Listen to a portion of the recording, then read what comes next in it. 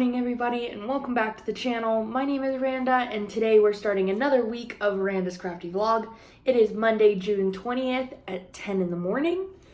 I just sat down at my desk. We're going to get started for the day, and I'm highly debating going and putting on a sweatshirt because it's so cozy.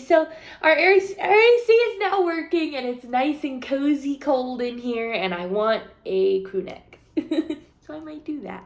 But anyway, like I said, it's Monday morning. I'm just getting started for the day. I have new nails on, well, not new. You guys have seen these before. I wore them for about a week and then changed them out for the long strawberry ones, and then got sick of how long they were, and so traded them back in for these until I have two other sets of nails that are coming that I've ordered that will be here some fucking day. I don't know.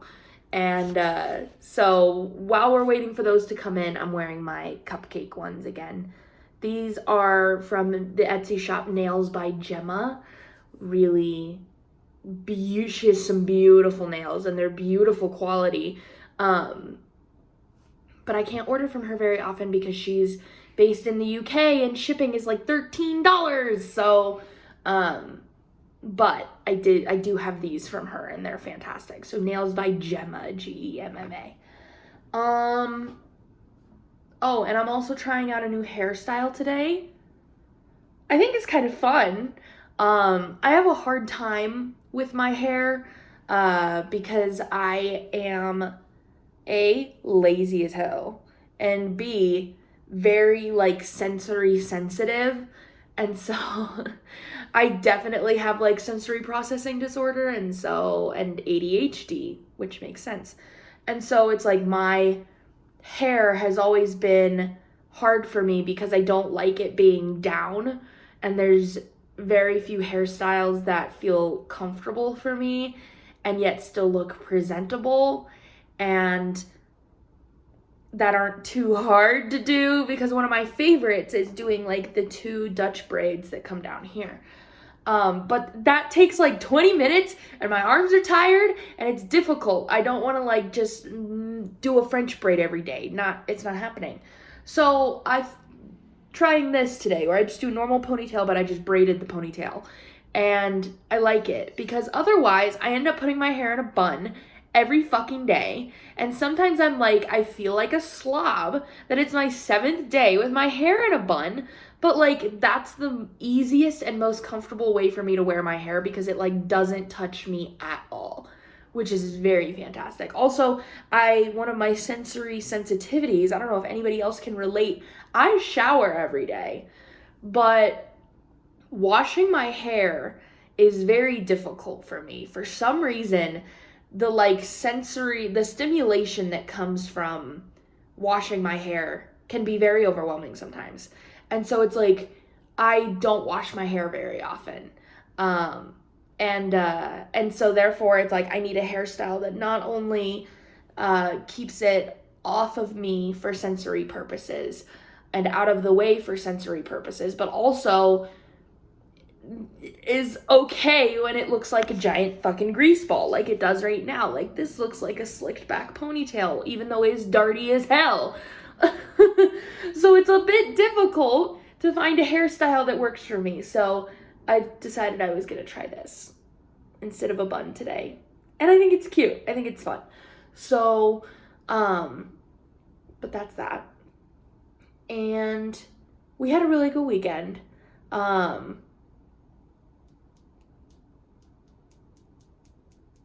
I'm trying to remember what we did this weekend. So on Saturday, we didn't do much in the morning, and then we went to, Perry was like, I want to go to the lake. All right, we'll go to the lake. And so we hook up the jet ski and whatever. We take Ash and we go to the lake. And everything was great. You know, we dropped the jet ski in the water. He rips around.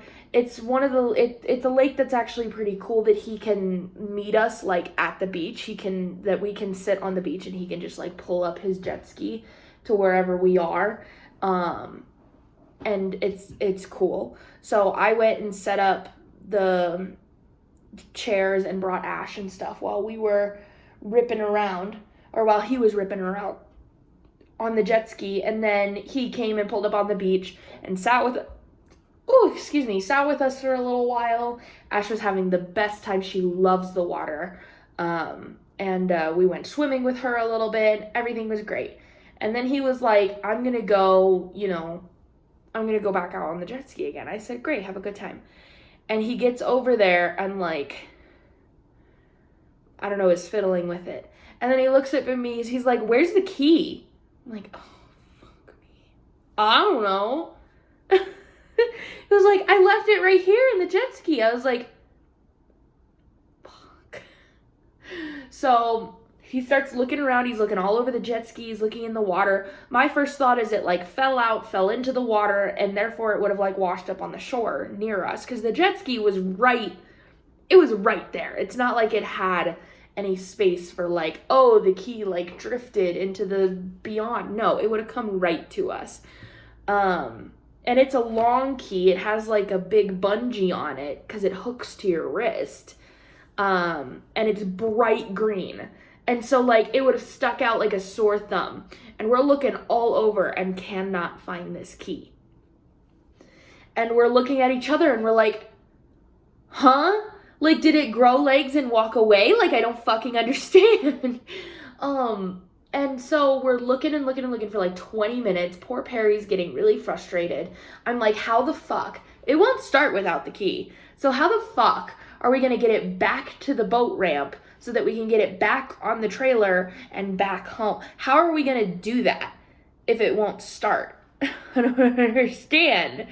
And so Perry, the little inventive boy that he is, sorry if you can hear that. Ash is hanging out with me and she's making noises. She has laid directly on top of the air vent. I guess she's hot.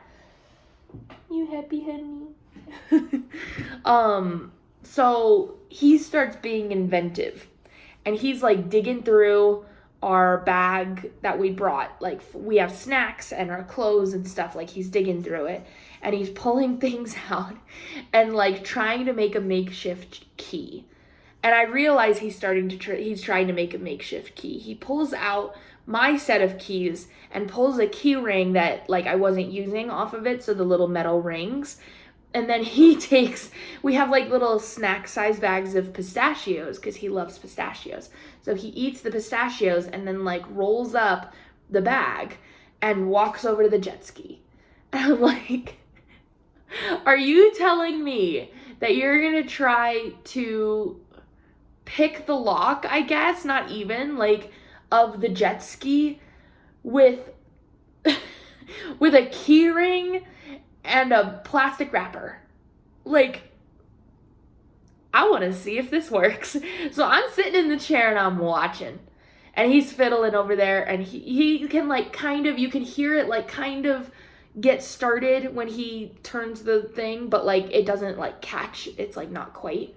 And he's like, he looks at me and he's like, do we have any string? I'm like, no. And he comes over and he picks up Ash's leash. And he's like, oh. He's like, can you get Ash to the car without the leash? And I said, yeah, she's pretty good at recall. Like, I can do that if that's what we need to do. And he walks over with the leash and he starts to wrap it around where the keyhole was. I assume it's to like hold the Jimmy rig, whatever he had put in there. Like, I don't fucking know. And it starts. And I'm like, stop it. Stop it. You started a jet ski with a metal ring, a plastic wrapper, and a dog leash. Who are you? Like, he constantly amazes me. This is what Perry does, is he just like invents things all the time. If there's any, our trash can is really annoying, and it's, so the cabinet opens like normal, but then you have to grab the thing that the trash can is in and pull it out, instead of like, there's a lot of places where the cabinet is like attached to the trash can and it all pulls out together. You have to do 2 steps to pull the trash can out. And it was like stupid, but it kind of annoyed both of us when we moved in. And so he used rubber bands and zip ties to make it so that when you opened the door, the trash can automatically pulled out. It's like he just does shit like this all the time. And so I'm like, You did not. There is no way that you just started a jet ski with those 3 items. But like, fucking fantastic. Thank you for doing that. And so I immediately start like packing things up. And also, I was like ready to go anyway because I kept seeing like dead fish. Oh my God. I don't know. I don't know if I've never met anybody else with the same fear as me. I don't fear things. I'm not like scared of heights. I'm not scared of spiders. I'm not scared of clowns, like normal things that people are scared of. I am scared of dead animals. I fucking kid you not. I wish I was kidding. I'm not kidding. And the worst ones are, so dead birds are hard for me. But the next, the number one fucking worst one for me is dead fish. And it literally, like, it causes panic in me, that it's not like I'm like, ew, that's gross. It actually, it does both. I go, ew, that's fucking gross, and it causes panic, as if the dead fish is suddenly gonna, like, fucking come to life and, like, attack me or something. I have no idea why it scares me so much, except that I do. Except that I know exactly why. Is that when I was a kid, and I lived with my dad, before I moved in full-time with my mom, they had like a koi pond in the backyard, and they were like redoing the koi pond, and so they had put all of the fish, all the koi fish or whatever that were in the pond, in a bucket, and put like the aerator in there to keep them alive. That it just so happened to be, me and my sister lived in the basement at the time. Our bedrooms were down there, and then we had like a little sink and stuff down there that we could get ready, brush our teeth, whatever. And it was it was a walkout basement, and so there was a door in the basement that went straight to the koi pond. And so they just put the bucket in our like bathroom, our makeshift bathroom, and plugged the aerator into the wall, and it was just sitting there like next to our sink. The fish were in there, which I thought was totally fine. A live fish, not a problem. So then I go to sleep that night, and I have school the next morning, and I wake up, and I go to get ready, I go to brush my teeth and stuff, and there is the aerator must have like, I think the power went off in the middle of the night or something, the aerator stopped, and all of the fish died. And so there was a bucket of dead fish right next to where I was getting ready in the morning. And I still had to brush my teeth and stuff. Like, I couldn't just not. And so I had to get ready next to a bucket of dead fish that morning. Because you bet your butt I wasn't touching that bucket to, like, move it. No. And it has scarred me ever since. I've been scared of dead animals ever since. So it's like, I guess I know exactly why that fear exists, but I still think it's absolutely hilarious. It is a hilarious fear. I totally get that. But I wonder if I've never met anybody else who fears dead fish the same way that I do. And it's like any dead animal, but specifically dead fish. And dead birds. I really don't like dead birds either, but I can't explain to you why that's the case. And so there, I kept seeing dead fish at the lake, and Perry was even like, was like, "Ooh, don't let Ash go over there. There's a dead fish over there." And I was like, "Don't point it out to me. Don't show me where it is. I don't want to see it. I don't want to know that it's there." But I knew that it was there, and so it was bugging me the whole time. So I was ready to go because I kept seeing dead fish, and it was freaking me out. And so once he got the jet ski running, I packed up all of our stuff, and I walked back to the car, met Perry at the boat ramp, and we were able to leave. But he was like, it was running like shit on the way back to the boat ramp. And so I wonder, he's like, "I think I broke my like turbine, whatever, jet ski terms." And I was like, "Oh shit, that's not good." And so we get all the way home, and he's like out with the jet ski, like tinkering with it, trying to figure out what's going on. And he comes back and he's like, "Babe, guess what?" What? And he holds up the key, and it is mangled, like torn apart, ripped to shreds, mangled. Like the cord that comes off of it that was bright green, mangled. And I was like, no fucking way. Stupid spam caller. I was like, no fucking way, where did you find it? And he was like, I found it in the turbine housing. I was like, what? He was like, somehow it must have sucked up its own key and then gotten tangled the fuck in there, and it ripped it to shreds, and that's why it was running like shit. It's because there was a key in there. The key was in the jet ski. I was like, oh my God. No, we looked inside the jet ski and we didn't see it. So I don't know where the turbine housing is or whatever the fuck that he found it in. But apparently it was not visible when we like take off the top and look in, because we did that like 7 or 8 times at the beach while we were looking for it. But anyway, I was like, no fucking way. It's insane. And he told his dad, he was like, it somehow magically sucked it up in there. And his dad was like, huh? How did that happen? Because his dad is also very mechanical and he's exactly like Perry. He's very like inventive and works on cars and built his own airplane and like the whole nine. So he was also like, bro, what? But that was a good time. So that took up our whole Saturday. And then on Sunday, one of Perry's coworkers has a Harley, a motorcycle. And Perry has worked on it once when it broke down, and the guy paid him for it and paid him really well. And so Perry said, if your bike ever breaks down again, like, just let me know and I'm more than happy to work on it again. And so that guy's bike is in our garage again because it has overheated and Perry's fixing it. I have nicknamed it the Pimp Mobile because it is like a bright neon teal and the seat looks like a saddle that like belongs on a horse. And so it just like, I don't know, it just looks like a Pimp Mobile to me. And so that's what I named it. And so the Pimp Mobile is in our garage, and he spent like all of Sunday working on it. He figured out what was wrong with it. It's good. He'll be able to get it fixed pretty soon. But he was out working on the Pimp Mobile, and I was cleaning the house. So I spent the whole day cleaning the house on Sunday, which was good. Our house is nice and clean, which makes me very happy. And that was it. We really didn't do much on Sunday. It was like Perry pulled some weeds in the yard and worked on the Pimp Mobile, and I cleaned the house and like stitched a little bit. And, like, that's about it. Like, it was a really chill day. We went and picked up our groceries. For anybody else, here's a story. For anybody else who does Walmart pickup, stuff like that, where, you know, they do substitutions. We've never had a substitution that was not, like, practical. You know, that, like, oh God, that they'll change like 2% milk to like 1% milk, or like whole milk, or what, you know, it's milk, but it's a different kind of milk, or it's a different brand of 2% milk, or something, you know, like it always makes sense.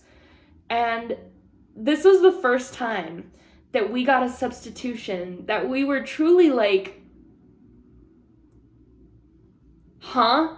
You know, that like, you want to talk to the person who decided that this was a reasonable substitution, because I truly don't fucking understand. I don't understand.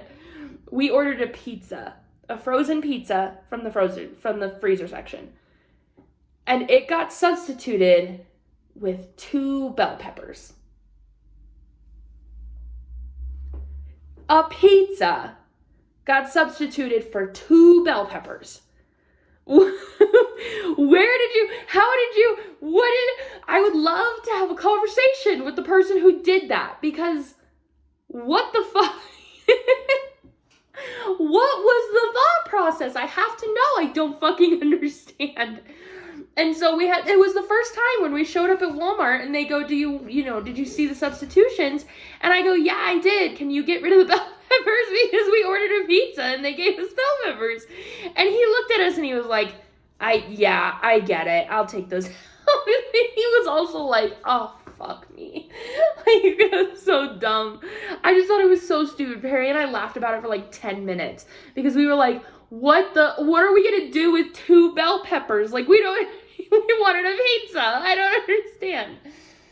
What are you crying at, honey? Hi, Popper. Both of the children have come into my office to join me. But anyway, so that was our weekend. We went and picked up groceries and that was it. But I did a lot of stitching this weekend and I want to show you.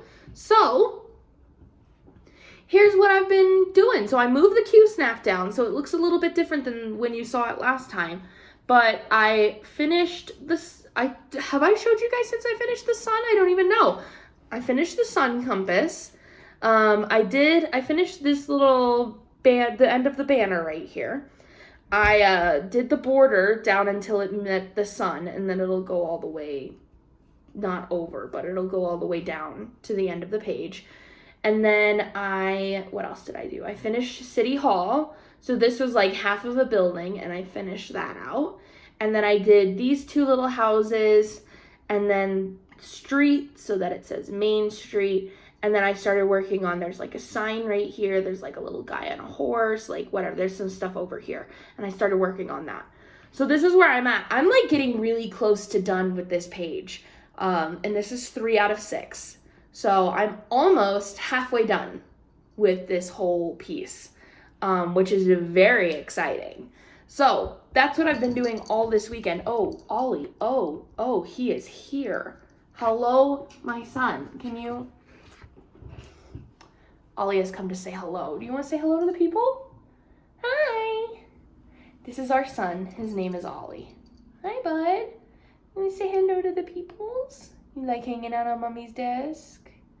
It's like his favorite place in the whole house is my desk. Because there's a window right behind it, and he gets to stare out at the neighbors, and he loves it. Oh, like what he wants to do right now. He wants to go stare at the neighbors.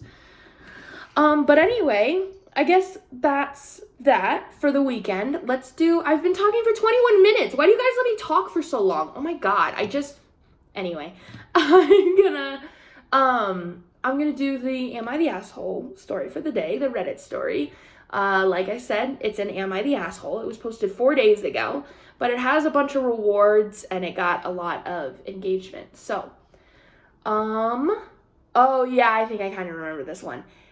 It says, am I the asshole for refusing to let my husband lie about the house he and I purchased during his groom speech? My fiance, 37 male, and I, 33 female, got engaged a few months ago. We're getting married soon, and invitations were already sent out. Right now, we're focusing on much smaller details. We've also been busy moving into our new home that we purchased together, 30% of his savings and 70% of mine. I have to say that saving up for this house took most of my savings and prevented me from enjoying the things I love spending money on. My fiance sat me down yesterday to talk about his groom speech. He talked about a few points, but I thought I heard like Ollie belching for a second. My bad. Where was I? He talked about a few points, but what made me upset was when he asked if it would be okay if he mentions the house we bought and say that he was the one who bought it. I was a bit taken aback. I asked why, and he said it's just for a confidence boost during the speech, and that's it.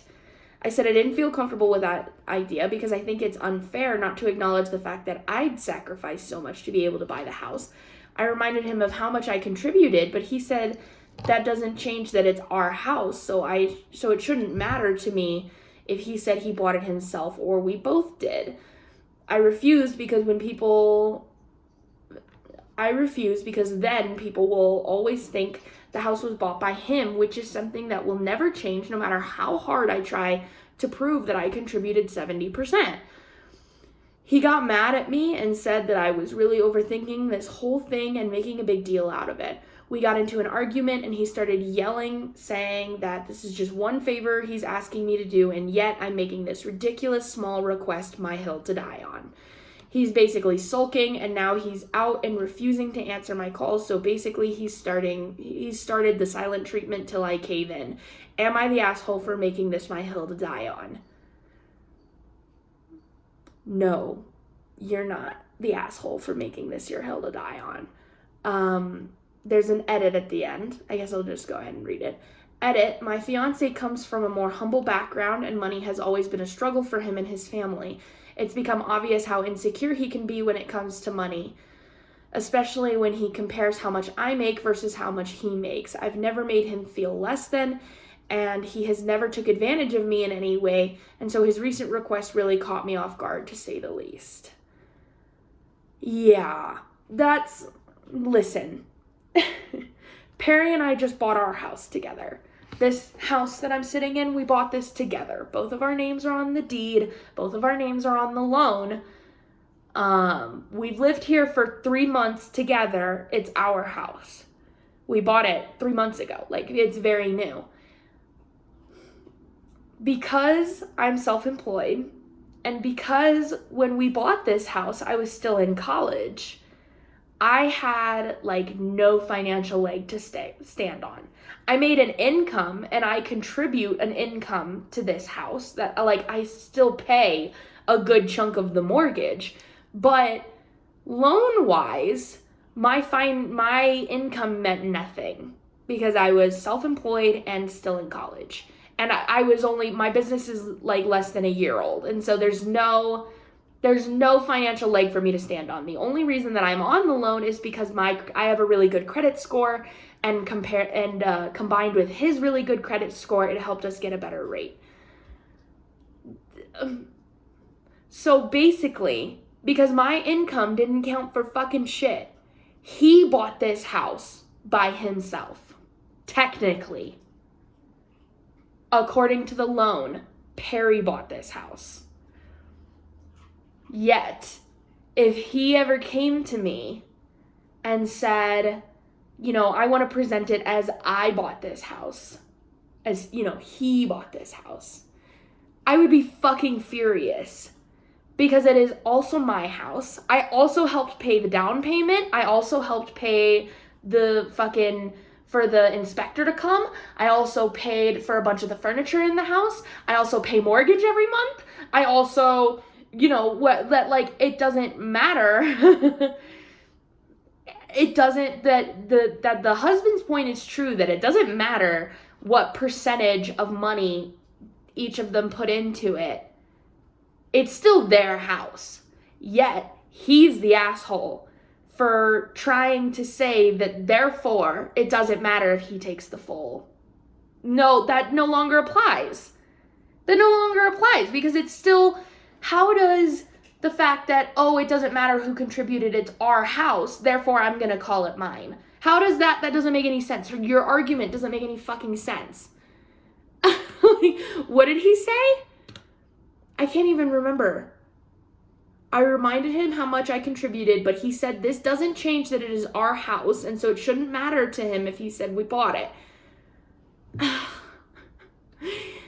But then you're negating everything that she did and the accomplishment that you guys made together. This was a together thing. And, it's like, I don't even know, because Perry and I's things are switched, that he's the one who technically bought the house, and I'm, like, in the guy's situation here. But so, like, that would be if I went to Perry and said, I'm going to tell people that I bought this house. And he's going to go, no, legally I bought this house, but in our world, we bought this house. He has never said, I bought our house. He said, we bought a house. Because we bought a house. No. That's totally downplaying everything that she worked for. I get it maybe is a little small and ridiculous, but I totally understand why it is your hill to die on. Because you bought a house and you're getting married, like, all at the same time. Why do you need that confidence boost? I feel like that's a confidence boost enough, saying, like, I'm successful enough. Oh, I guess they are a little bit older. So he's 37, and she's 33. Because I was going to say, like, if they're our age, Perry's 26, I'm 22. If they're our age, buying a house and getting married all at the same time is, like, a huge accomplishment. Just buying our house in general was, like, a huge accomplishment. They are a little bit older, and so maybe his idea is, I'm almost 40, and I gotta, make my whatever known. Like she said, that he's always been very insecure about money. But this is not the way. You can say in your speech that we bought a house together, and it will still give off the same effect and confidence boost to the people in the audience as it would if you said, I bought this house. You still contributed your 30%. That's still a huge accomplishment. You're a dick. Like, top comment said, the overall vote on this was not the asshole, that the woman is not the asshole, which is completely accurate. The top comment says not the asshole, and I would bet he's been telling people that already. Oh, you have a good point, and I would beat some 37-year-old butt. No. The next comment said, definitely. That would explain why he won't back down. He's already in too deep. I also wouldn't be shocked if OP ends up finding out he got money from someone for the house and spent it on something else. Also not the asshole. Yeah.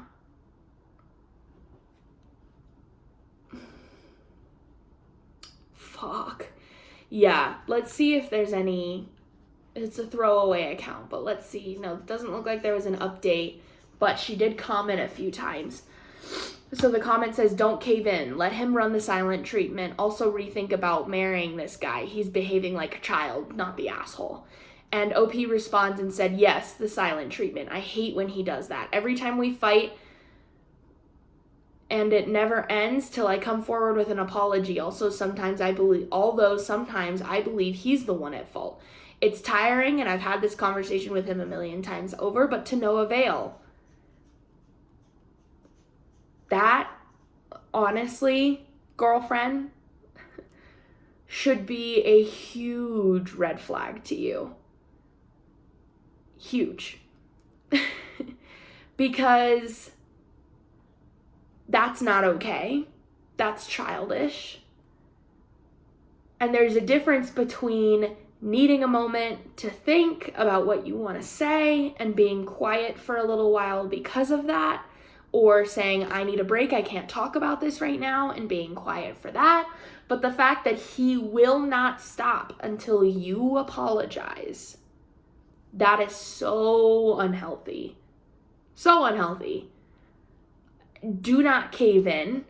Fight this tooth and nail. And yes, I agree, seriously reconsider marrying this guy. Because that is a big red flag. I guess you already own the house together. You're about to get married. There's probably a bunch of stuff that this guy does that's wonderful. At least I hope there is. But take him to couples counseling immediately and talk about this. Talk about your communication and how he communicates with you, because this is not okay. That's not how you function.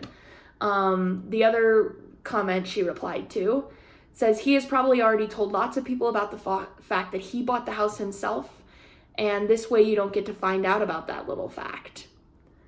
And then OP responds and says, that is what I've been trying to figure out, although no one said anything. I don't see his friends much, and those who worry me the most, because they'd 100% back him up and believe him over me anytime.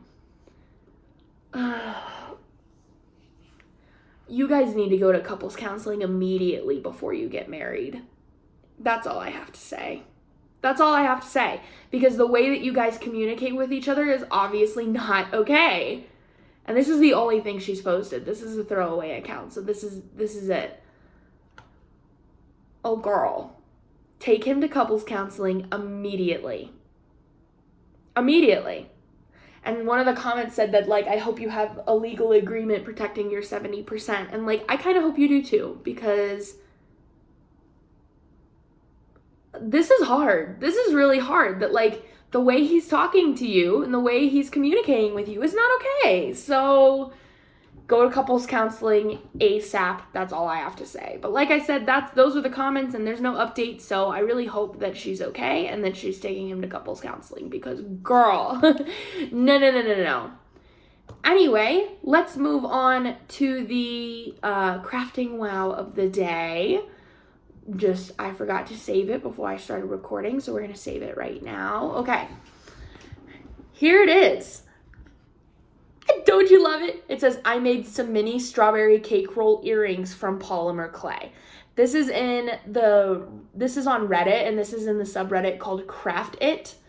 Are these not So fucking cute. I don't want to wear them as earrings. I want them as like a keychain. I want them as like decoration. I think they're so fucking cute. I love people who can do such amazing things with polymer clay. It looks like a strawberry Twinkie. Like, I'm obsessed with it. I think it's so cute. I also have just been like so unbelievably obsessed with strawberries lately. I think so since I made the mini Squishmallow gumball machine, that shelf has been empty because that's where my mini Squishmallows used to go. And so now I need to find something new to fill that shelf with. And I've been absolutely fucking obsessed. I can't talk. Absolutely fucking obsessed with strawberries lately. And so I'm thinking of making this like a strawberry themed shelf and finding some cute strawberry decor and putting it up there. I think that's a good idea. I love these. I'm obsessed with them. They're so cute. And that's basically what the comments say. There's 2 comments and they both are one comment and it says that it's so fucking cute. Because it is. That's it for today. I've been talking for 35 minutes. Oh my God, I need to get off. So I hope you guys are having a great day and I'll talk to you tomorrow. Good morning, everybody. It is Tuesday, June 21st. It is almost 11 a.m. I am not doing very much work today. I worked my butt off yesterday, and so I am just like, I have to go to therapy today, fuck it, you know? So I'm not doing much work today. I'm just sitting down for a minute to do this, and then there was one other thing I wanted to do. Oh yeah, I was gonna film some tickety-tocks. But that's like, I'm not like sitting here doing a bunch of work today, which is why I'm getting started so late. But anyway, just wanted to come on and do my segment for today.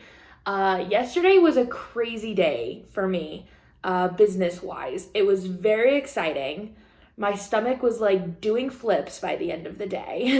Like, and I'll tell you about it. But today we're not really doing much in terms of work. I'm going to therapy. That's about it. I'm going to therapy. By the time I get home from therapy, it's usually pretty late anyway, so I'm not really going to be doing much work after therapy. But the exciting part, I guess, depends, because the exciting part is that my supplies for my cross-stitch pattern that I designed is coming in today. So, I might, when I get home from therapy, if it's here and I feel like it and I have the time, I might film that video, introducing it and stuff like that, so that I can release the pattern this week. I know. I know. I'm like gonna cry and scream and freak out. But yesterday, I spent the whole day crying and screaming and freaking out because 3 really awesome things happened today, or yesterday, one of which I can show you, but, I just have to go back to get it, but I'll tell you about them in order. So the first thing that happened is that I was going out, I was like done with work for the day, I was going out to water my plants, because I have some flowers in the front yard. I was going out to water my plants and the trees in the backyard, and I saw a package on the front porch and I was like, oh, what the hell is that? And I picked it up and it said like instead of just my name, it said to Randa's Crafty Corner. I was like, interesting. And then I saw that it was from my manufacturer and I was like, stop it. These are my logbooks. My diamond painting logbooks are here. I have them. Yikes, I'm so excited. I immediately brought them inside and filmed a video. That is like because you got my very first reaction. I opened the package on camera, I looked at them on camera, and then like introduced them to you guys. So I do have them. No, you cannot see them. If you're on my Facebook group, you've seen a sneak peek of the front cover, but that's it. I will not be showing you guys until it is like officially ready to release. I do not know when I'm going to be releasing them because I have so much going on right now. Possibly next week. But I will definitely keep you updated on that. I do not know for sure. But I was just too excited. I wanted to get a live reaction of me opening them. I do have a manufacturer here in the US. They're really awesome, and I was just pumped. I was just so pumped to finally have them because I've been working on them ever since I graduated college, and so it was like a couple weeks of designing them and then a couple weeks of like waiting for them. And so to have them here and ready to go is just so amazing. I think you guys are gonna love them. They came out fantastic. So that was super exciting and had me like freaking out because that was the first thing that like I designed it on my computer and then I get to see it come to fruition in real life. It was really, really cool. And I was really nervous about it, but yeah, it was so good. So then the second amazing thing that happened is what I can show you. It's school related, is that we checked the mail and, crap. Hold on. We checked the mail and I got my diploma. Oh, baby. I just graduated. If you haven't been following me, I just graduated college like a month ago and I now have my diploma. They mailed it to me. So it is officially official as official gets. I have my diploma. So that was very exciting. It came in this cute little thing. So I have the book that they gave me at graduation that I could put it in. Or they mailed it in this, which is just like cardstock or something. But what I'm gonna do is I'm gonna get a frame. They have graduation frames. I don't want to spend an arm and a leg on a frame for this. I really don't. So they have at the Family Dollar near us, they have frames for diplomas. They have specific, don't look at my address. They have specific diploma frames. And so I'm going to get one of those because they're only a couple dollars and then I have something to hang it. I just don't want to I don't want to go to Hobby Lobby and spend like $20 getting it framed. I don't fucking feel like it. I don't have the money right now. I don't feel like it. I would much rather put that money into my business or buying something fun or something instead of just a frame. So that's what I'm going to do. That's what I usually frame most of my cross stitch stuff into.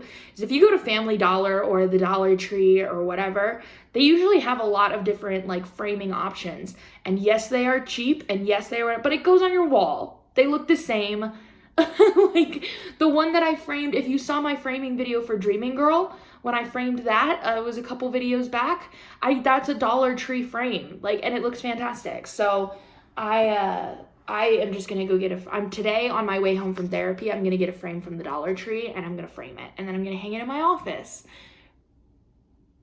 And I'm excited about it. So that was really cool to get that. It's official. I've graduated. You know, like, I never have to go to school again. Fuck yeah. You know? And then the third, probably most exciting thing that happened is that I got my first wholesale order for the shop, which is so exciting. And if you don't know what that is, that means that my product is going to be in a physical store, that a store owner bought my product to put in their store and resell it. I was over the moon. I've been on a website called Fair for a couple weeks now. It is a wholesale website. It is made for like small business owners and stuff like me to put their products up, and then businesses can shop for things that they want to put in their shop.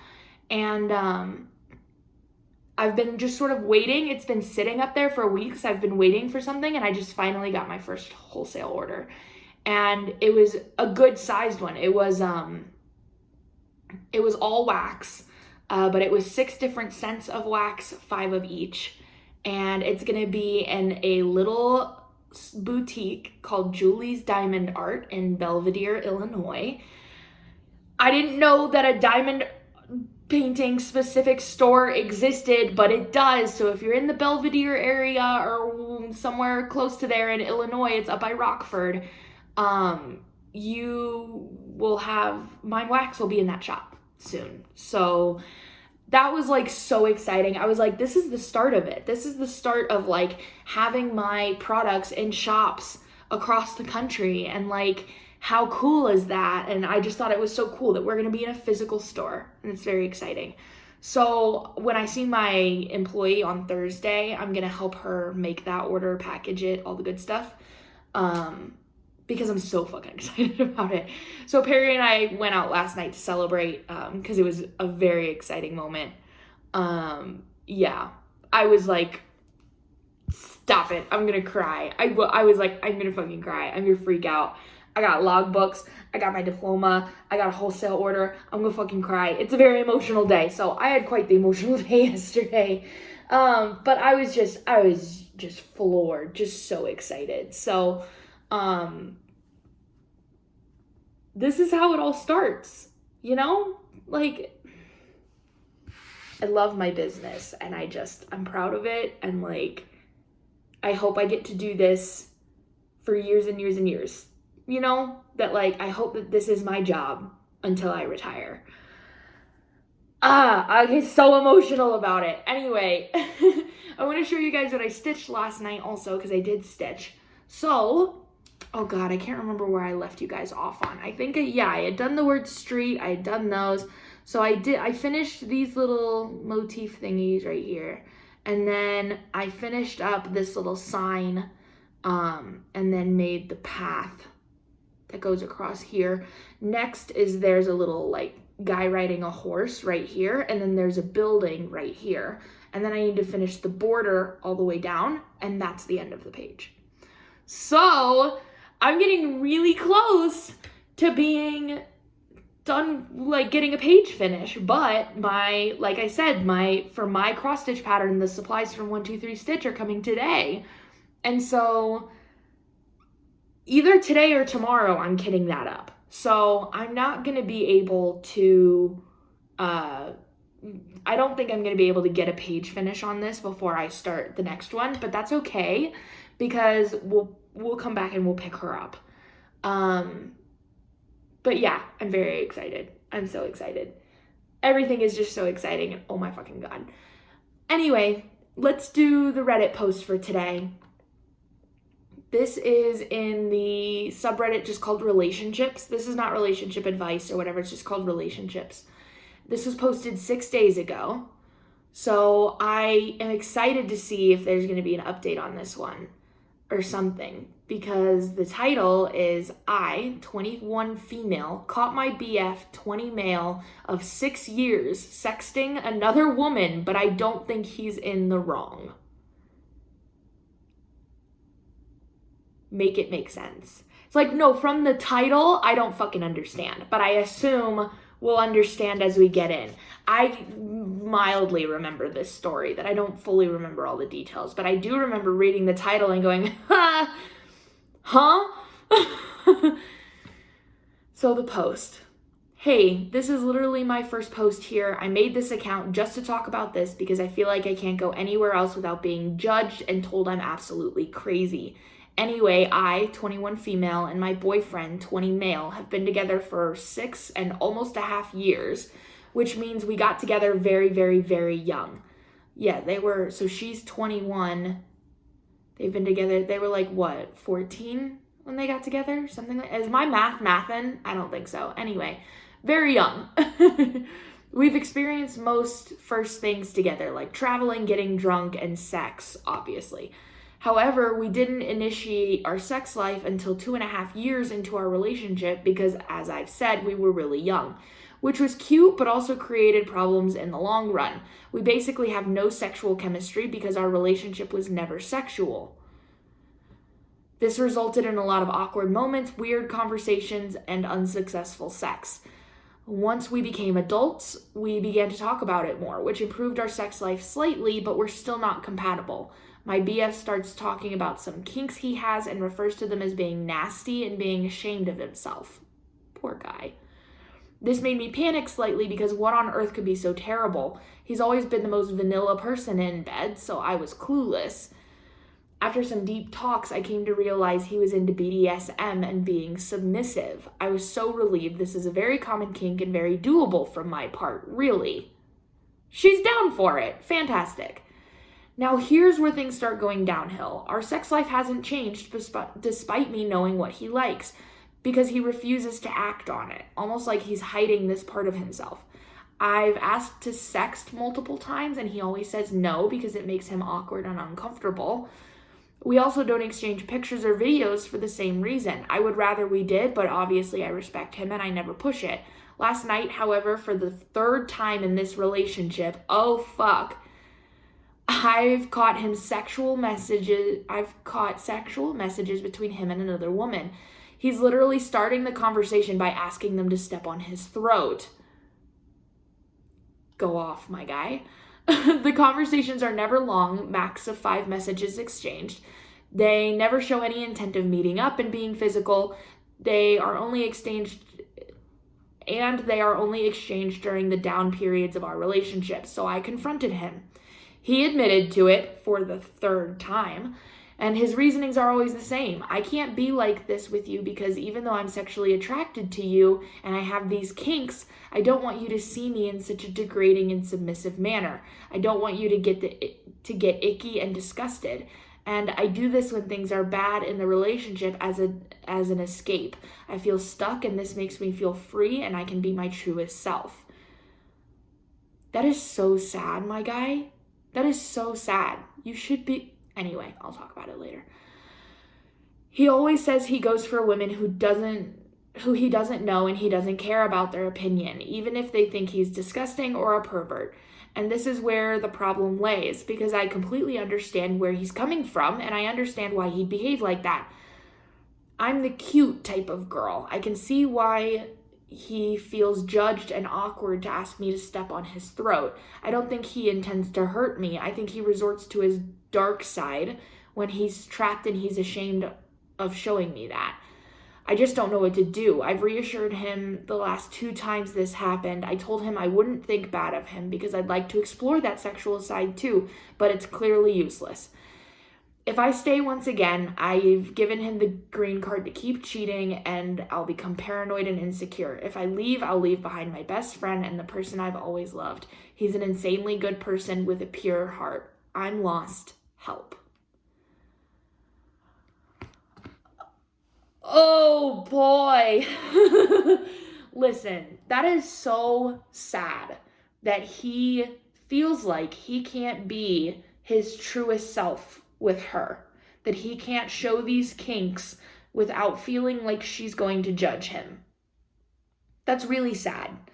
And there's something lacking in the relationship on his side for him to feel that way, despite the fact that you have reassured him so many times that I'm down for this. I'm happy for you to ask me to step on your throat. I'm happy to do these things. We can explore this side sexually together. She probably has some kinks too that she'd be down to explore. Maybe that's what the conversation is if she has some kinks that she'd like to explore, maybe start there with him so that he sees you presenting your kinks to him, and that way maybe he will, in return, he will feel more comfortable presenting his kinks to you. That about it, but performing them with you. There's nothing wrong with having this kink by any fucking means, but what is wrong is the fact that he keeps cheating. If this either needs to be an agreement that he can go and message these other women and get that out of him, and that you're aware of it and that you consent to it. If that's not cool for you, which it sounds like it's not, then you need to go to couples counseling together and talk about this. Maybe see a sex therapist. I think that would be a great idea, especially because you guys have been together for so long. It sounds like he's amazing and wonderful in every other way from what I can tell from this post. He just seems really lost, and there's a lot of shame behind his kink, and he shouldn't have to feel that way.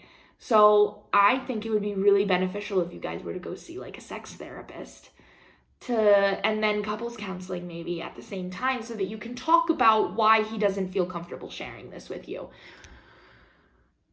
But if he's not willing to do any of that, and if he is just like, my hands are up, if he's like really unwilling to do any of that, then you do need to leave him, because that is not healthy for him to continue cheating on you. It's the best kind of cheating, if there is one, because you understand where he's coming from. Because you can look at this and go, yeah, I get it. And so you feel a little bit less resentment, even though I bet you still do. You feel a little bit less resentment because you said yourself, I completely understand why he's doing this. But that is something you bring up in therapy. You say, he's doing this, I completely get why he's doing this, yet I'm still not okay with it. Those can both be true at the same time. So definitely counseling. I say that for every fucking post I see on here, but I'm serious. I think a sex therapist would be extremely helpful for the two of them, especially because they say they've never been sexually compatible.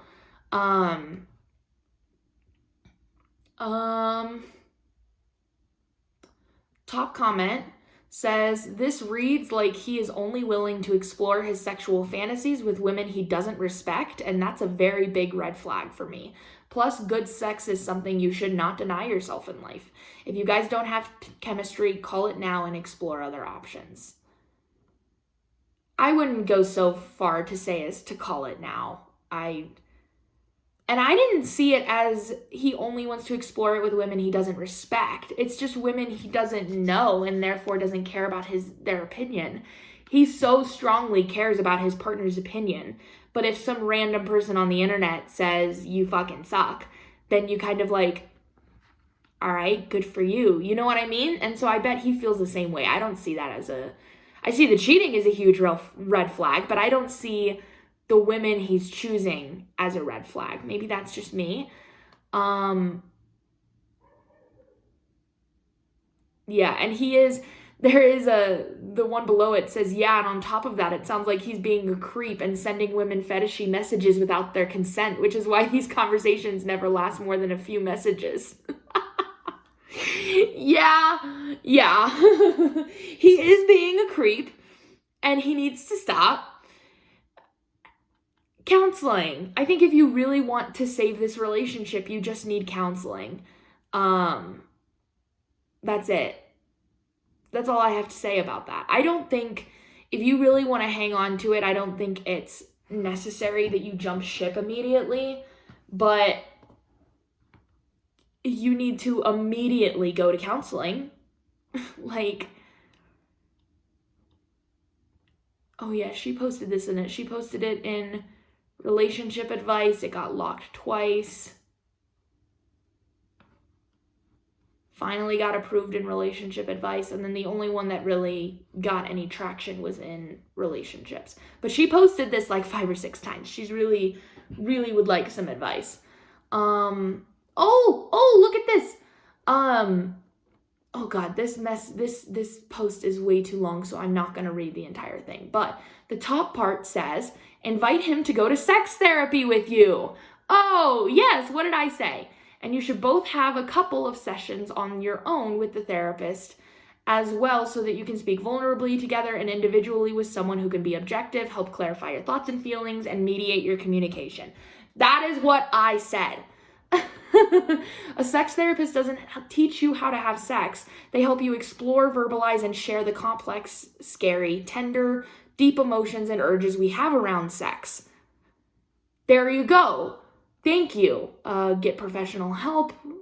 Yeah. I want to see if there's anything else that I need to read.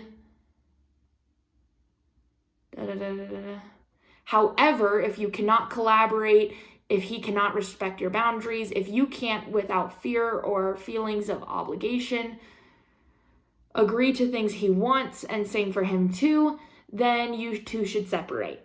Sometimes you can love someone like crazy and still just not be a good fit together. It doesn't mean that either of you are bad, just sometimes love and a happy life as a couple don't go together.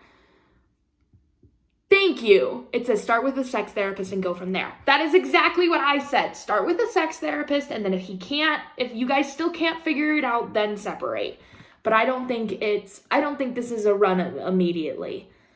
And OP responds to this and says, thank you for such a deep insight. You are completely right, and I've already signed up for therapy myself. We will have a deep talk about everything today, and I will suggest sexual therapy, even if we break up. He's clearly lost and needs to talk to someone, regardless. I also really appreciate the respect and kindness in your suggestions. You're absolutely right. I'm not sure cheating or talking to women outside the relationship is something I am willing to accept, but this will also take some reflection time from my part. Good for you, girl. It was previously suggested from another comment to me to make a list of things I'm comfortable and uncomfortable with for the present and for the future, which I will also resort to. That's probably something your therapist would tell you to do. This would definitely help me set those boundaries and agreements you're referring to. Thank you for your advice. Fuck yeah. Yeah, and then there was another comment she responded to, but it's like practically the same thing. So good for you, girl. She knows that she's going to go to sex therapy and then take it from there. I'm glad. I hope there's a resolution for them someday. I hope they can figure it out and stay together. But I also hope that if they can't figure it out, that they're strong enough to separate. I know that it's hard when that's like your first love and you've been together for so long. Like, that's difficult, but she seems like she's really handling it like an adult, and I really think that that's great and good for her. So let's move on to the crafting wow of the day, which is very cute. This is it. It says, I made a silhouette of my cat as an astronaut. This is in the subreddit just called Crafts. It was posted 13 days ago, and it looks like she used her Cricut and drew out a little silhouette of her cat as an astronaut and put it on a shirt. I'm obsessed. This is the kind of thing I would do. I want a silhouette of my cat as an astronaut. I don't know why. I don't know why he's an astronaut, but I love it. Top comment says catstronaut. And the OP responded and said, why didn't I think of putting that in the title? Genius. And then somebody else said, do you sell this anywhere? And said, just the SVG graphic file for other cut machine crafters out there, not the finished sweatshirt. So she does sell, apparently somewhere, she sells the, oh yeah, so her Etsy shop has the SVG download, Hartle Design, Hartle Design on Etsy. Very, very cute. Love that. So, just thought I'd share because I thought that was so cute. I want my cat as an astronaut. I need that. So that is it for today's video. I've been rambling, or for today's clip. I've been rambling on for 26 minutes. So I'm going to let you guys move on to the next day, and I'm going to get on with the rest of my day because I have less than an hour until I need to leave the house. So, I'll talk to you guys tomorrow. Good morning, everybody. Today is Wednesday, June 22nd. It is 10:15 a.m. I'm just sitting down at my desk, and today is going to be a very exciting day because I am releasing my cross stitch pattern today.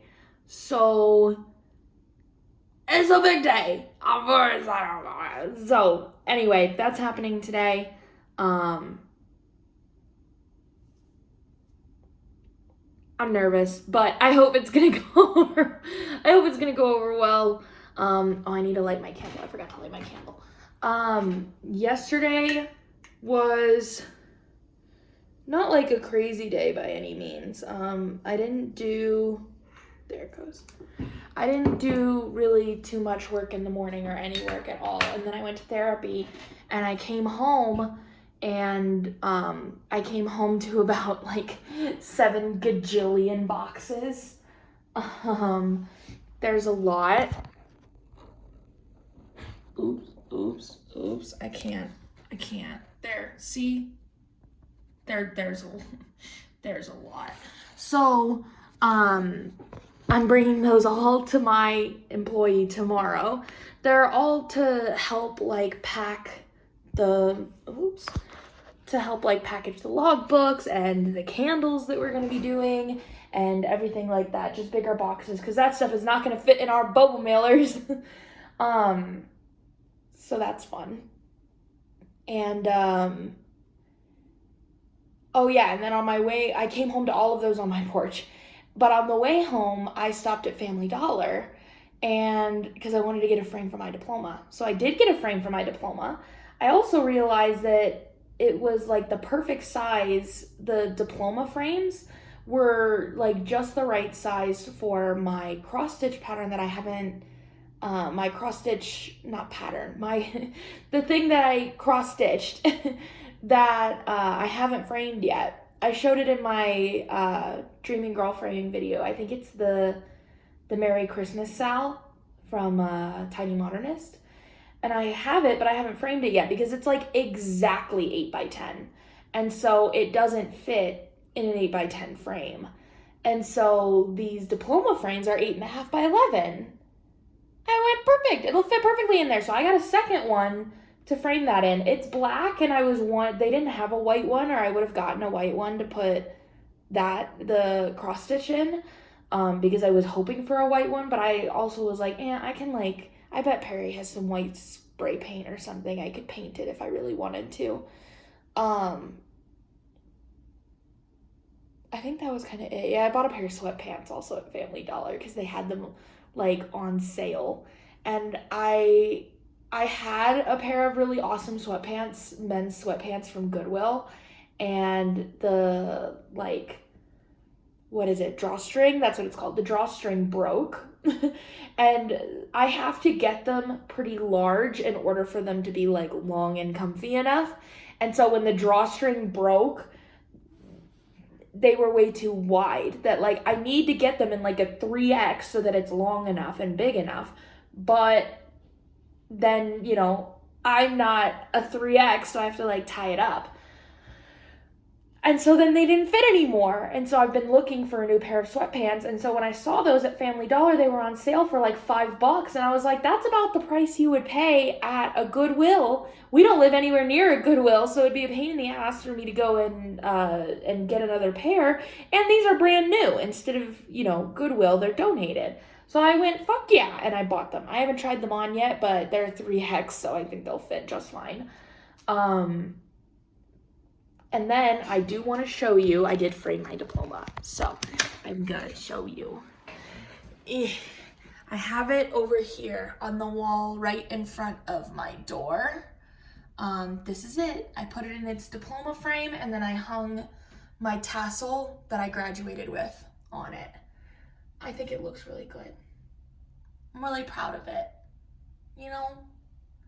I've always seen people with diplomas on their walls, and I'm like, that's so fancy.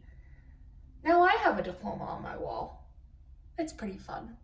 So I'm excited about that. I'm trying to be very careful with my camera work because I have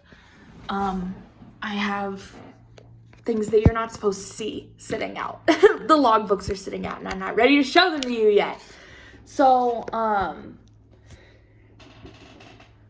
that was yesterday. Then I came home and stitched. Was there something in the... Well, yeah. So here's where I got. So let's see. I did the horse guy, the guy on the horse. And then I started this building. I haven't quite finished it. It still needs its roof, but it's for the most part done. And then I just need to finish the border down the side.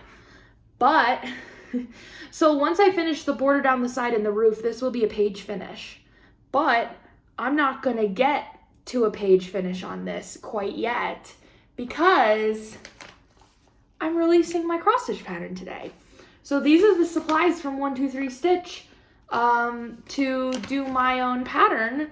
So I'll be filming and posting that video today that's introducing my cross stitch pattern and kitting it up with you guys. I think. We'll see. And then I'm going to post it on Etsy. I'm going to make it go live on Etsy today. So because I'm kitting up my cross-stitch pattern today, this project is going to the side for a little bit. But when I'm done with my own, then we'll pull her back out and we'll see her again. But I think it might be kind of fun for, you guys have been seeing my progress on Map of Hawk Run Hallow for a long time. It might be kind of fun to see something different. So here we are. You're gonna see something different. But that's kind of it. That's what I'm doing today. I'm very excited about it. I'm very nervous about it. I hope people like it. Nobody has seen it yet. None of, besides, Perry has seen it. My mom has seen it. My stepdad has seen it. Otherwise, nobody else has seen my cross-stitch pattern. No customers have seen it. Nobody. So I'm excited to release that and see what you guys think. It's been it's taken all of my power in me to not post a sneak peek and be like, what do you guys think? What should I change or whatever? But I didn't want to give it away. So that by the time you see this video, the video of this will already be up. And you'll start seeing progress of the cross stitch in this video. And it'll already be live on my Etsy shop. That's what I was trying to say. It'll already be live on my Etsy shop, so you'll already be able to go and purchase it. And you will have, if you are watching my videos in order, you will have seen the video releasing it. If not, it's the video right before this. Go check it out. But it is Wednesday for me and not the day that you're seeing this, and so I'm very excited about it. Anyway, let's get into the Reddit story for the day. I vaguely remember this one. So, yeah, I remember some of it, but it'll be okay. My phone, oh, Lord have mercy. I need a better setup for how to film these videos. It just sits on a box right now, and then my phone slides out. I need a better system, but I don't know what that'll be yet. So maybe some sort of tiny tripod or something. I don't know, because it's only a couple of inches off the table. I don't need that much height. But anyway, this is in Am I the Asshole, as most of them are. That's where some of the exciting stuff is. So that's where we end up. And this was posted 7 days ago. Oh, Lord have mercy. Stay. And it's called, Am I the Asshole for Not Letting My Date Use My Bathroom? I, 22 female, recently went out on a date with a guy, 25 male, that I met on Tinder. We never met before our date, but we texted for about a week prior, and I thought he was a really nice guy. Our date went well. He was a little pompous and a little overly flirty, but a nice guy nonetheless. We live in a college town, and the restaurant we went to was walking distance from my apartment, so he offered to walk me home after. I thought this was such a green flag and really appreciated his offer as it was late and getting dark outside. I accept his offer, he walks me home, and I tell him how much I appreciate it. I even try to set up another date on the spot. He then offers to come inside and show me a few local bars he knows of. I thought this was weird because he knows I'm a local. So I tell him we could get together in the morning for coffee and he can show me my treat. He tries pretty hard to convince me that it's still early and we can plan it really quickly. But I tell him I want to work on a few homework assignments. He accepts this, but then asks to come in and use my bathroom, which kind of made my heart sink. I tell him he can use my leasing office restroom, which is right inside the lobby of my apartment, and he became noticeably irritated. I can't remember exactly what he said, but it was something along the lines of, I didn't realize you were such an uptight bitch. I'll use the 7-Eleven bathroom. And he walked away. I felt horrible. Am I wrong? I'm pretty sure this is an edit she adds in later. A pretty important detail. I had a bad experience with bringing a guy I didn't know that well over to my apartment last year, and I make it a point not to do it anymore. This is something that unfortunately is no longer in my comfort zone as a woman living alone.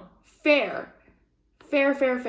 Edit. Thank you all so much for your kind and reassuring comments. And to those who shared your own similar stories. I wish I could respond to everyone and say thank you. I'm glad you're safe. His number is blocked and he hasn't tried to reach out on any other platforms since.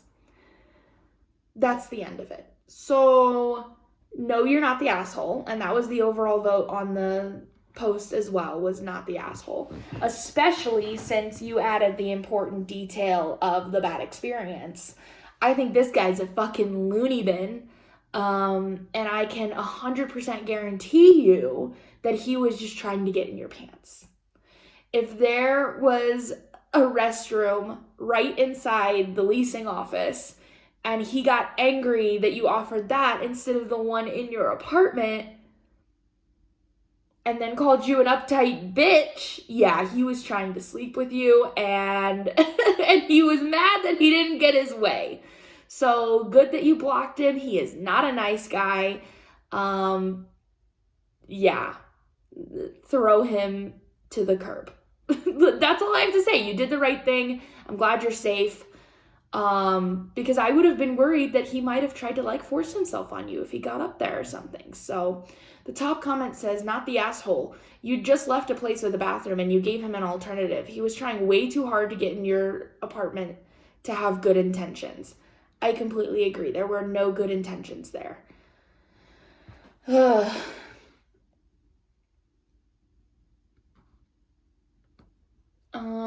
And another comment says this. I opened the post expecting something like the guy needing to go with no alternative nearby, but being too nervous to let a stranger in. But this is so clear cut. I don't even know why it's posted here. The guy was a creep beforehand and clearly using the toilet as a pretext. An alternative was available and he proved to be even more of a creep after. Yes. Yeah. Yeah. Let's see if... I mean, there's not going to be, like, an update on this. I can't imagine, because it's done, but...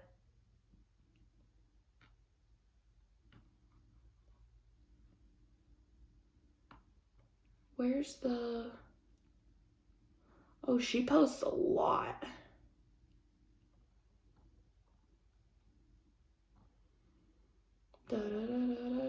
Here we go. Okay. One comment says, strange, but he may have had another reason for using your bathroom instead of going to the lobby. If the lobby is far away and he had bladder pain going on since he may have done some drinking, maybe he was in pain. Besides, it doesn't sound like he contacted you after that, meaning he was not a stalking type. Disagreed, but okay. And OP responds and says, he did contact me. He said some very rude things to me. That's why I blocked him. If he had some sort of bladder issue, why didn't he ask to use the bathroom first? Or use the lobby bathroom, which is closer than my apartment bathroom because it was right inside. Exactly. Thank you. Jesus Christ. Yeah. Not the asshole. Easy. That one was easy. And then for the crafting wow of the day, here is the picture of it. This is on the Reddit post, or the Reddit subreddit. This is in the subreddit called Crafts, and it says, needle felting is my jam. I made this for my mom. She like needle felted a little village. I'm like so sometimes blown away by other crafts and things like that. It's like a little house on a river and there's a snowman and a car and some trees and like, oh my goodness, it's so cute. I knew somebody in school. I met a woman who had a business. We made like a little commercial for her, who needle felted hats, or just hand felted them or something. Felted them. And she made hats and lamps and stuff like that. And I thought it was so cool. Like, I didn't quite understand how she made it. And then it's like, you got a whole little fucking village. Oh my God. I thought it was so cute. Anyway, just wanted to show you that. Thought it was really cute. Has anybody ever tried needle felting? Because it seems very interesting. So, not that I would do it. I have enough fucking hobbies. But I just think it's interesting. Like, how do you make it do that? You have to have like some sort of shape under it to put the felt on, right? Like, I don't fucking know. Anyway, that's kind of it for today, y'all. A little bit of a shorter clip than usual, which is good because then maybe this video won't be 2 fucking hours long like they have been lately. That's it for today. I hope you have a great time. I'll talk to you tomorrow. Good morning, everybody, and welcome back to the channel. Today is Friday, June 24th. I did miss yesterday because I had to be at my employees pretty early, and so I didn't have time to film this beforehand, and then I didn't get home until like 6:30 or something, so it was too late at that point. So I missed yesterday, but I'm here today. The cross-stitch pattern got released on Wednesday. It was very exciting. Nobody has bought it yet, but I am crossing my fingers and holding out. I keep saying, like, if just one person buys it, like, that'll feel worth it to me. That I realize that I have cultivated a, like, diamond painting customer base, and that I know that diamond painting and cross-stitch overlap, but that it's maybe not, I don't have enough of a cross-stitch base yet for that to go anywhere. So, but anyway, I'm still just going to be waiting patiently because who knows. But, oh my God. That was still cool to finally release it and stuff. And then I got to start stitching it. So, I will show you guys real quick. This is the pattern.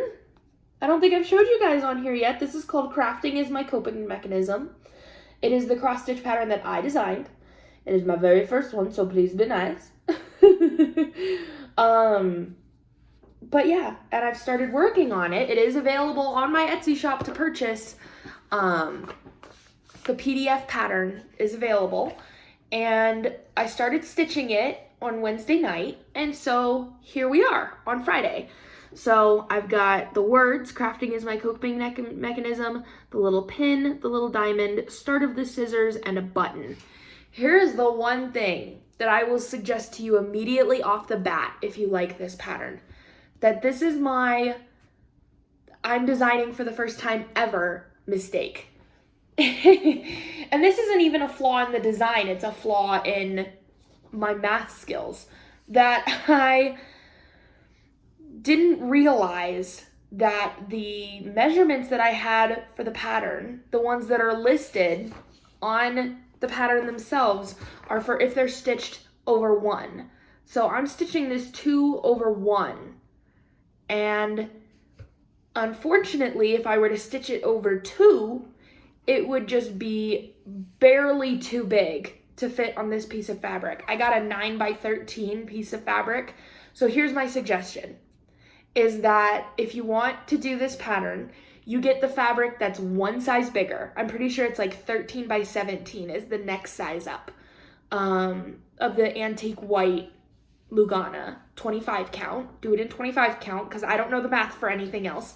So you'll have to do the math for other things.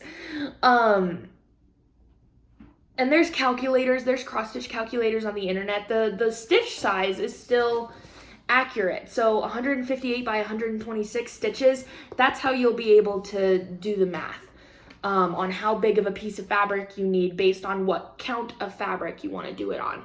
But for 25 count, which is what I'm doing, 9x13 is a little too small for 2 over 2. So here's my suggestion is get the fabric 1 size bigger, 13x17, 25 count, and do it 2 over 2. Because I am forced to do it 2 over 1, and some of the motifs are really small, as you can see. And they don't, they're small on the pattern, but they're like, I don't know, I feel like they're kind of getting lost in translation 1 over 1 or 2 over 1. So that's just my suggestion if you're gonna do this, is get fabric 1 size bigger than what I called for on the pattern and do it 2 over 2. There's my suggestion.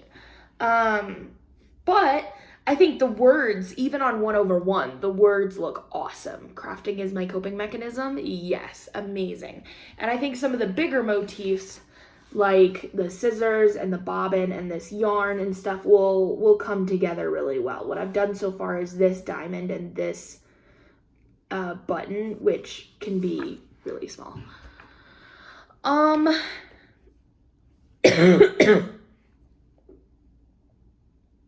But yeah, that's my start. So this is 2 days worth of stitching on this, which is fun. I am still gonna finish it out, even though it's coming out a little bit smaller than I wish it was, but I'm still just gonna finish it out. But that's what I've been stitching the past couple days, which has been very fun. And then yesterday I went to my employee's house. We had 2 large orders going out, one from Etsy and then our first wholesale order went out. We made and packaged that yesterday.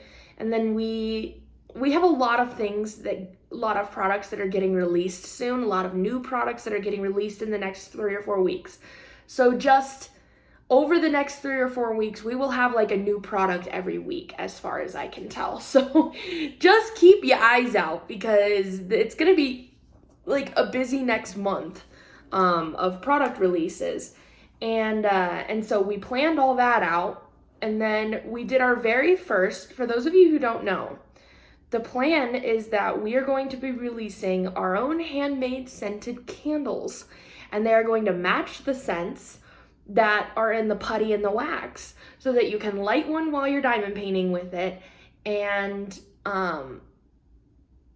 like enhance the scent. So you get the scent from the putty and the scent from the candle. So if you have like a scent of the putty that you really, really like, you can get it in candle form and you can use them together or whatever you want to do with it. So yesterday we did our first prototype of the candle. And it mostly went really good, but we have been doing, our prototype was with a wood wick. I think the plan is that we're going to offer the option that you can either do a regular cotton wick or a wood wick. And I think we need to buy new wood wicks because I don't think those ones are very good quality. They didn't snap, crackle, pop the way they're supposed to, and then they ended up like, once it burned, it like flowered out that way. I was like, I'm not sure it's supposed to do that. So I'm gonna get new wicks, and we're gonna need to retest that. But for the most part, it went really well. So we should, I think in the next 2 weeks, have candles being released. Woohoo, I hope. We'll see how that goes. But what the really exciting part is that the logbooks, the diamond painting logbooks that I designed, are getting released on Monday. That is Monday, June 27th? Yes. Monday, June 27th at 4 p.m. MST with all the new scents and stuff with restock. I'll also be releasing the logbooks. So those are coming on Monday, man. Listen, you guys are gonna if you want one, you're gonna have to be so speedy with your fingers because I only have 7 of them. Of course, when and if they sell out, I will order more, but I only have 7 for this week's release. So if you want one, you're gonna have to have your speedy fingers at 4 p.m. MST and get one. So, and they will be $30, which is unfortunately steeper than I was wanting to do, but I promise you it's worth it. I really do. The outside cover is customized, the back cover is customized, the inside of each cover is customized, and then every single page is customized. That's why it's so expensive. Because if I was just doing a normal notebook with just the front cover customized and the inside's just like blank lined paper, it would be 1,000,000 times cheaper to produce. But it's not. Every single thing in that book is customized by me. There is not a page of that is not customized by me. So that's why they are the price they are. But there's 50 log pages in it. So you have 50 pages to log 50 projects in. It'll last you a while, I promise. So that's what's happening on Monday. Those are being released on Monday, along with 2 new scents for the restock and the putty and wax. It's going to be a very exciting day. I already have the video filmed for that. I'm going to put up a video the release as well, probably on that same Monday. And it's going to be a really good day. So that's what happened yesterday. Very, very exciting week for the shop. So, and it's all I can fucking think about right now. So my employee has the logbooks. They're ready to go, ready to be shipped out. And they'll be released on Monday. So, yay! And I took product photos of them yesterday. Dude, it looks so good. So, that's it. Let's move on to the Reddit story for today. This is going to be interesting because all of the stories that I have read to you thus far are pre-read. I've already read them. And usually they sit in my little list long enough that I kind of forget what they were about, and then it like refreshes my memory to read them again. All of the stories that I was running low on stories on my little list anyway, and then all of the ones that I had saved were like either deleted, the post was deleted by a mod, or it was deleted by the person who posted it, or so they were all deleted. I don't know, fucking annoying. So I just like picked one where the title sounds interesting on Reddit, and this is a blind reaction, which is kind of fun. But if the story sucks, then I'm sorry because I haven't read it. So this is posted in Am I the Asshole? It was only posted 3 hours ago. So this is like brand new fresh, but it already has 272 upvotes. And it's called, Am I the Asshole for Getting a Car for My Stepson and Not My Bio Kids? My immediate reaction to this is, yes, ma'am, you are. And from growing up in a household where, so my parents are divorced and my mom remarried, and my stepdad has a son, but when we met, he was like 30. So he didn't live in the house with me. I was like 15, 16, something like that. But he didn't live in the house with us. So he is technically my stepbrother, but I never like lived with him. On my dad's side, he got remarried and had 2 stepkids. She had 2 kids, and they were like within a year of me and my sister. And so we all were like within 3 years difference of each other. And so I completely have experience with, somebody is out just riding a little Grom around their little motorcycle. So I completely have experience with the stepmom, stepchild, and step-sibling dynamic. That's why I picked this, so we'll see. I just want to say that I know I was an awful person back in the day, and that's not what I'm here about. Okay. I, 37 male, had a pretty bad past. I got married at 20, had a kid, had another kid, did drugs, drank way too much, and gambled all of our money away. Then cheated on my wife. Yeah, you did a number on her. She divorced me, got custody, and I barely ever saw the kids. I didn't pay child support, I never visited, I just did drugs. Yikes. Poor kiddos. 4 years ago, I got sober. Good for you. My kids are now 17 male and 16 female. I got a job, graduated from community college, got a good office job, got my own place, and started paying child support, which I'll have to pay for a long time because there's so many years I didn't cover. I see my kids on the weekends now, and we are slowly establishing a relationship again. Okay, so that might change things because you don't have a relationship with your bio kids. It might change things. We'll see. I have been dating my fiance for a little over a year now. We live together, and her son, 16 male, lives with us. For his birthday, we bought him a car. For my son's last birthday, I got him an Xbox, and for my daughter's, a new guitar. When my ex found out about the car, she flipped out and said if I have extra money, I can buy stuff for my actual children who want nice things. I told her I got my kids what they asked for their birthdays, and if they want cars, I will gladly pay 50% of the cost because I paid for 50% of my stepsons, and other 50% was paid by my fiance. She called me a selfish asshole and said I haven't changed at all. That's funny. That's the end of the post. That's funny because I had a completely different idea of what this story was going to be. He's not the asshole. I mean, so for before he got sober, yes, he is the dick, obviously. But for the situation right now, where he and his fiance went 50-50 on a car for his stepson that he lives with, he's just now establishing a relationship with his bio kids. Y'all and your motorcycles this morning. He's just now establishing a relationship with his bio kids and is still offering, I got them nice, what they wanted for their birthday. If they want cars, I'll gladly go 50-50 on you with it. He's doing what he should be doing. No, he's not the asshole. I'm not mad at him for this.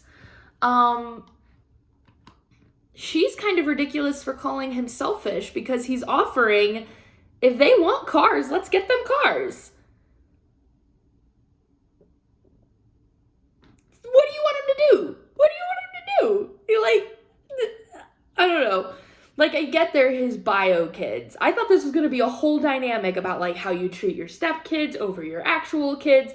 And I thought it was going to be, like, they all live in the house together and the dad's giving, like, preferential treatment to the stepchildren, even though his bio children are sitting there watching, going, what the fuck, are we chopped liver? But that's not the case here. That he's saying, if they want cars, let's do that. Hello? Like, I don't know. I'm not the asshole. Top comment says, I think she's more mad about you being over a decade behind on child support and being able to splurge on 50% of your stepson's car. That I can understand. That I can understand.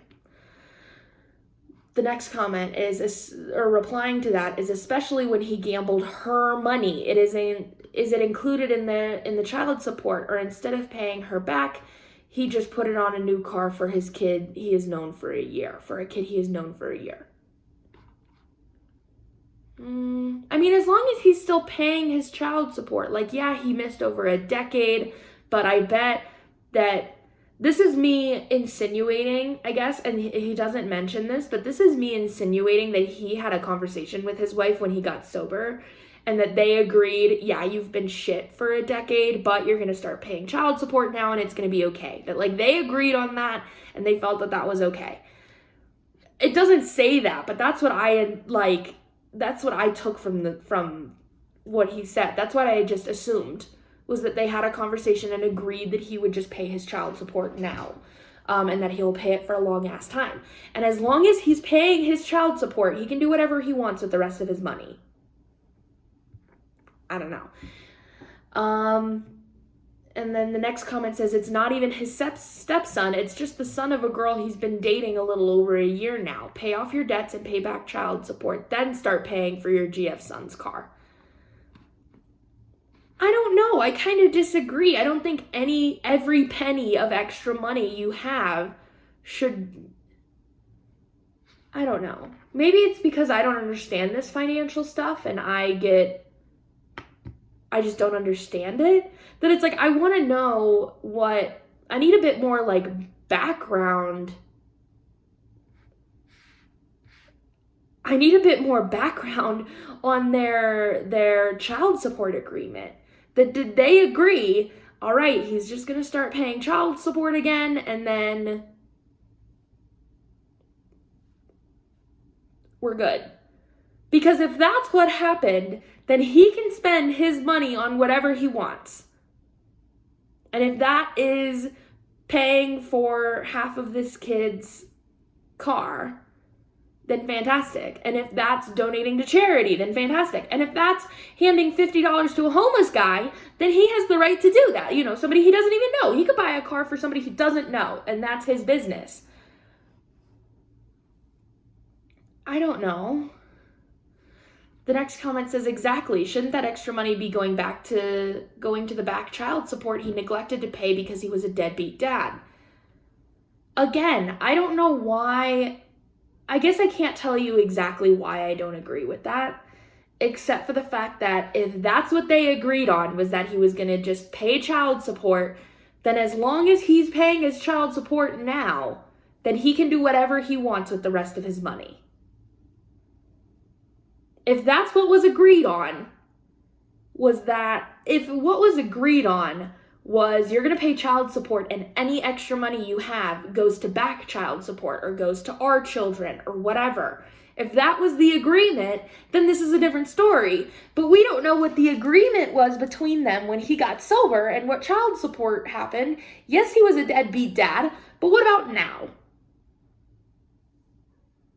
I don't know. It's like I don't have enough to go off of. Well, this one's interesting. So this is responding to a comment that says, the very first one that says, I think she's more mad about you being over a decade behind on child support and being able to splurge on 50% of your stepson's car. The commenter replied to that and said, correct, but you left off the you're the asshole part. OP is definitely the asshole here. Interesting. The 50% of the value of the car he just bought for his stepson of his fiance, just this, you know what, call him a stepson, who fucking cares, close enough, should have been used to pay back past due child support that he owed for the past 15 years, or better yet, given directly to his biological kids or put into a trust for those 2 children he abandoned so that they get the money when they turn 18. How does OP even think it's necessary to ask if he's the asshole? Why do I disagree with everybody? Somebody tell me if I'm like so fucking blatantly wrong, because I disagree with this. I don't know. That it's like he's trying to build a relationship with them. He offered to buy them cars if they wanted it. He offered to go 50-50 on the cars. There has to be something else to this story that I'm not seeing. Because now I feel bad that everybody is voting that he's the asshole. And I disagree. And now I'm like, shit, am I being an asshole by...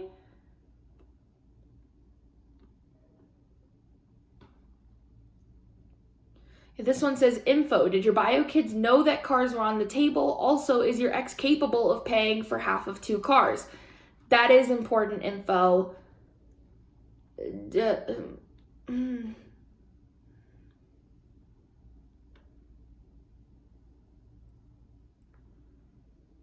I can't...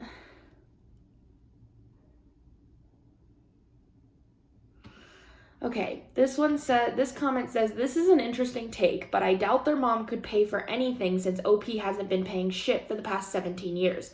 The back pay from the lost child support is a ton of money. I wanted to point out something here based on OP's story. 1, OP had these kids 17 and 16 years ago. Number 2, OP spent, gambled, and wasted his and her money at that time. 3, OP didn't clean up until 4 years ago. 5, then OP went to community college, got a degree, and got an office job. 5, so let's assume that OP didn't start paying child support until he was, let's say, 15 years after his kids were born. 5, based on the math, OP owes his ex and his children 15 years of back pay for child support. If OP has 15 years of child support to pay, then he shouldn't be splurging it on his new GF son, especially if they aren't married yet. They could break up and he'd be financially out half a car's payment. I'm not saying marriage would be different, but at least marriage means their relationship is more solid than a year-long relationship. It's, again, I think this is just me, but I think it all depends on what their agreement was when he got sober and started paying child support again. Was it that every cent of your extra money goes to back pay child support? Or is it just you pay child support for the rest of your fucking life to make up for the 15 years that you didn't? Is that... Because he said something in his post, didn't he?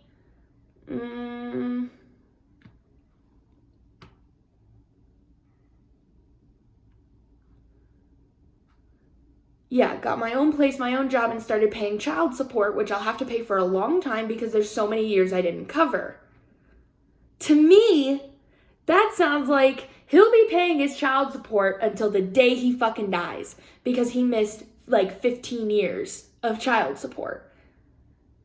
To me, that doesn't say that their agreement was that every cent of his extra money goes to back pay child support. I don't know. I'm not mad at this guy. I'm mad at what he did years and years ago, but he cleaned up his act. He got his shit together, and he's doing the best. It sounds like he's doing the best he can. Maybe I'm crazy.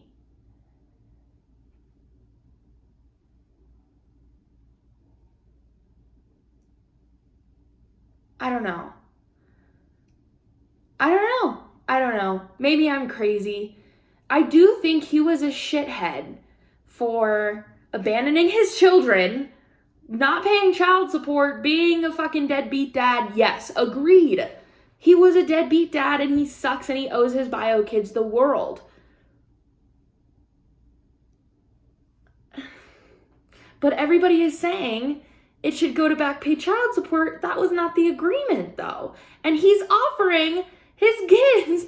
He's saying, I will gladly do 50% of the cost for cars for my kids. He's only known them for a little bit now.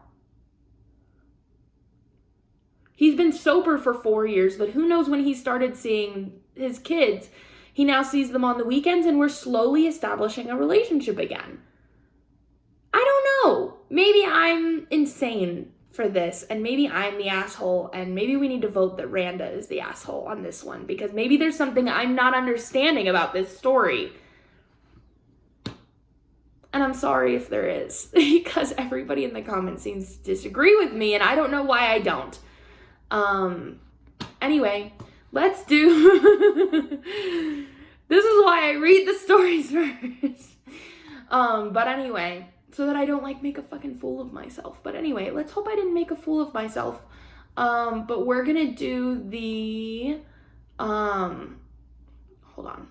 We're gonna do the crafting wow for the day. And this is it. Stop it. It's in the subreddit just called Crafts. And it says, cute hedgehog. That's it. It's a hedgehog made of fruit. It looks like there's maybe a peeled pear in the middle or something. And then the hedgehog is made out of grapes and toothpicks. I just thought it was really cute and a fun thing to share. The top comment is, this is so cute and so attainable. I don't have great skills at carving fruits and vegetables, but this I can definitely do. I think I could use a pear half as the body and white clothes for the eyes. There you go. It is completely edible. It is completely fun and attainable. I love it. So that's it for today's video, you guys. Again, I guess let me know if I'm the asshole in this situation. He should be giving all of his money to back child support because I also think it's like he's got his life together, but he needs money for himself. He needs money that he can spend on what he wants to do. That like he's clean now. I don't know. Maybe I'm dumb. Maybe I'm ignorant and a 22-year-old. I don't fucking know. So enlighten me if I'm wrong, I guess. But anyway, thank you guys so much for watching this video. I hope that you enjoyed it. I hope you're excited for all the releases that are coming up because I sure am. And I hope you guys had a really fun time watching this and that you got a lot of good crafting done while you were watching it. That is it. I hope you had a great week and you're having a great weekend, and I love you all. Bye!